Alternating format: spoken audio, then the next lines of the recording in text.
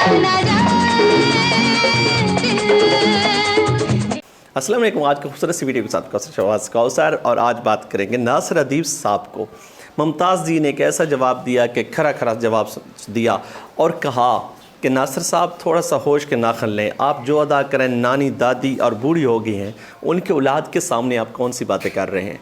उनके सामने उनकी कमीज़ ना उतारें, उनके कपड़े ना उतारें, क्योंकि आप कह रहे हैं कि वो फ़लाँ दौर में वो फ़लाँ करती थी। वो कहती है कि मैं जवानी में थी तो फिर अदाकारा बनी, अदाकारा के बाद फिर मैं माँ बनी, माँ के बाद अब मैं नानी दादी बन चुकी हूँ। लेकिन मेरे ख़िलाफ़ जो महाज आपने खड़ा किया और मेरे ख़िलाफ़ से मतलब मेरी हम असर तमाम अदाकाराएँ जिनमें चाहे निशो बेगम हो, नीलो बेगम हो, नाज़ली हो, कोई भी हो, सैमा जी हो, रीमा जी हो, सैमा जी हो, मीरा जी हो या लैला जी हो, कोई भी हो, लेकिन आप ऐसा महाज खड़ा कर रहे हैं कि आपको शर्म आनी चाहिए। आपकी अपनी भी बच्ची है, आपकी अपनी बेटी है, वो क्या करतूत करती है आपको भी पता होगा। आपके बेटे तो अमेरिका में बैठे, कनाडा में बैठे हैं और आपकी रोज़ी रोटी इस पे बनी। आप वीज़ लेने की खातिर लोगों के शर्म हया की बातें होती हैं। आपकी उम्र 84 से 85 साल हो गई, लेकिन आपके चेहरे पे बुढ़ापे के आसार है, लेकिन शर्म नहीं आती। मैं हाथ बांध कर आपसे कहती हूँ, मुमताज़ जी ने कहा कि शर्म कीजिए और ना उछालिए कि माजी में क्या हुआ, माजी क्या था। तमाम लोगों का माजी, किसी सियासतदान का, किसी एक्टर का, किसी का भी माजी उठा कर देखें तो दागदार ही नज़र आते हैं। अगर मैं बात करूं नासिर साहब आपकी, तो आप भी दागदार माजी के साथ हैं। हर इंसान का माजी गलतियों से भरा होता है और वो उससे सीखता है। माजी में उसने जो गलतियां की हैं फिर दोबारा ना हो, ये नहीं। तनकीद होती है तो उस इस्लाह की जाती है, इस्लाह ली जाती है।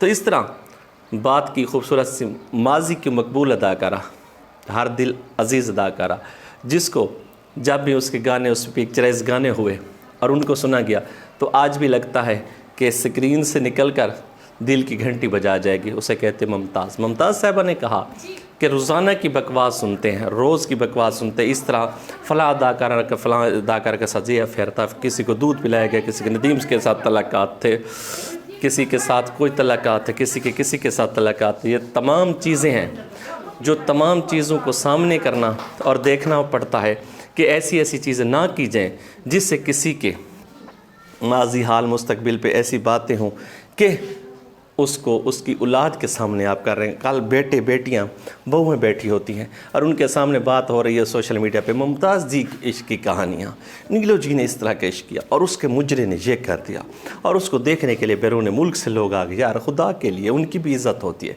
अदाकारी करना कोई जुर्म है पाकिस्तान में? अगर किसी ने अदाकारी कर ली है तो उसके इतने फ़िक्रे उस पर मारे जाए कि उसको माजी ऐसा करके दिखाया जाए कि उसको हाल मुस्तकबिल बर्बाद करके रख दिया जाए।